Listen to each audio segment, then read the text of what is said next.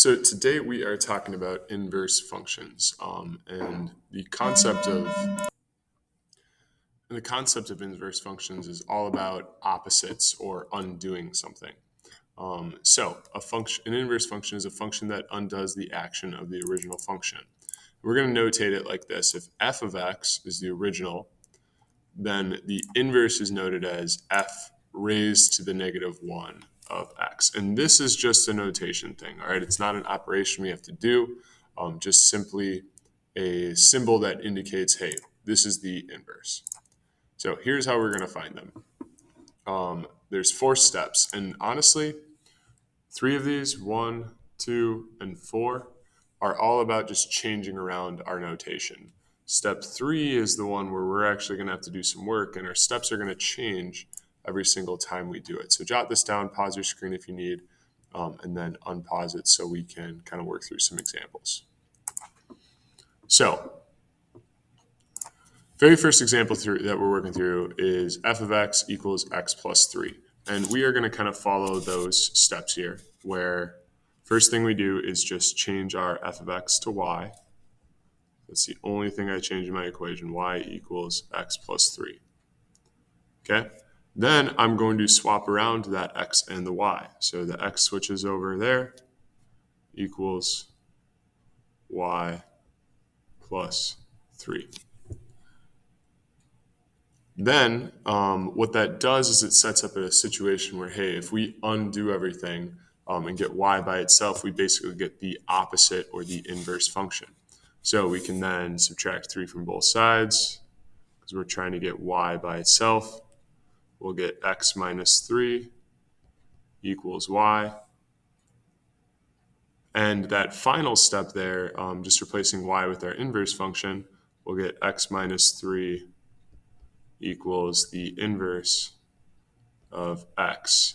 And it actually probably makes sense to switch these around where we read our function notation first. So our inverse of x is equal to x minus 3 is what we get for our final answer. And this kind of makes sense. If you think about it, if our original function was adding 3, okay, then our inverse function would be subtracting 3.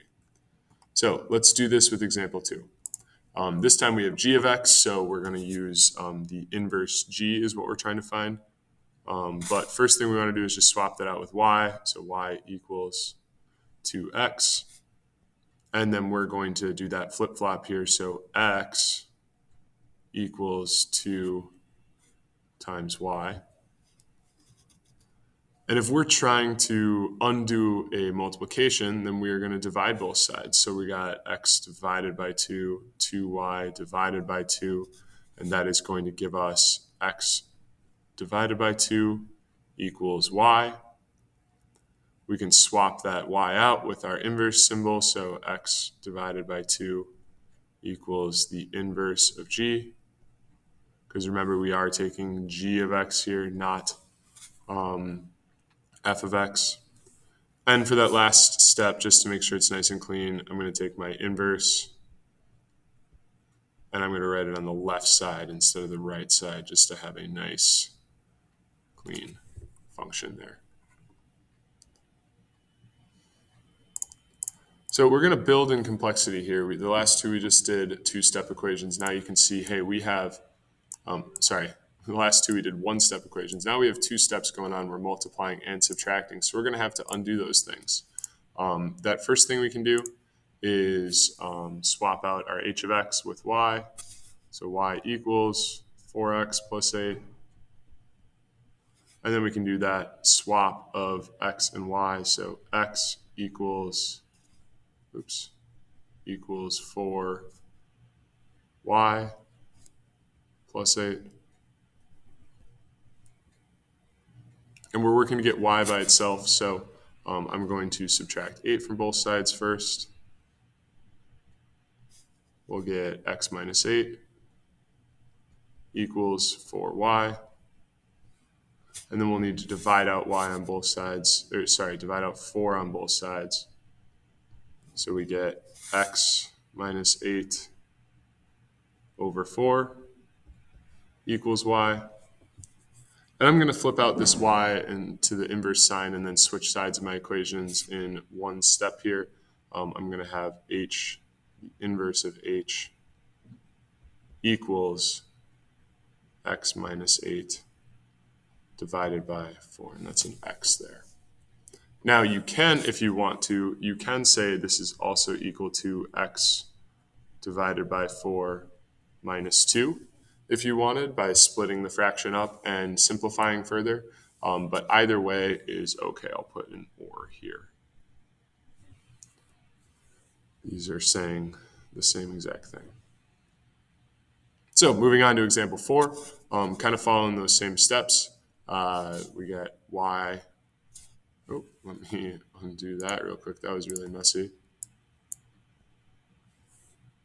Maybe I'll shift my y's to look like this now. Y equals 3x plus 9.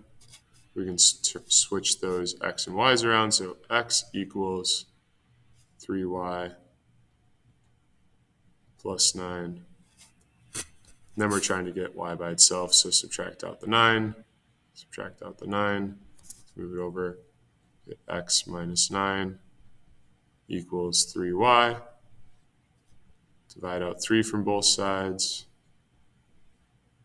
And we get x minus 9 divided by 3 equals y. And that means that our inverse of f is equal to x minus 9 divided by 3. And if you look at both of these, in example 3, we were multiplying by 4, adding 8. We're now subtracting by 8, dividing by 4. And we're subtracting by 9, dividing by 3 on the right. All right, so we're just going to keep working with these linear functions, get really good at them. So try these on your own, pause your screen, unpause when you're ready to go. I'm going to work through this. I swap out my f with y equals 8x minus 4. Then we can switch our x and y's around. So x equals 8y minus 4. Then we're starting to isolate. So adding 4 to both sides, adding 4, we'll get x plus 4 equals 8y. And we can divide out 8 by both sides. Divide 8. And we get x plus 4 divided by 8 equals y, which means that my inverse of f is equal to x plus 4 divided by 8. Okay, last example here. There's a few more negative signs to contend with, but let's work through it just the same as we would. Start by swapping out that function notation with our y, so negative 4x minus 5. Then let's switch x and y around. Equals negative 4y minus 5. We are going to undo all of our operations then to get y all by itself. X plus 5 equals negative 4y.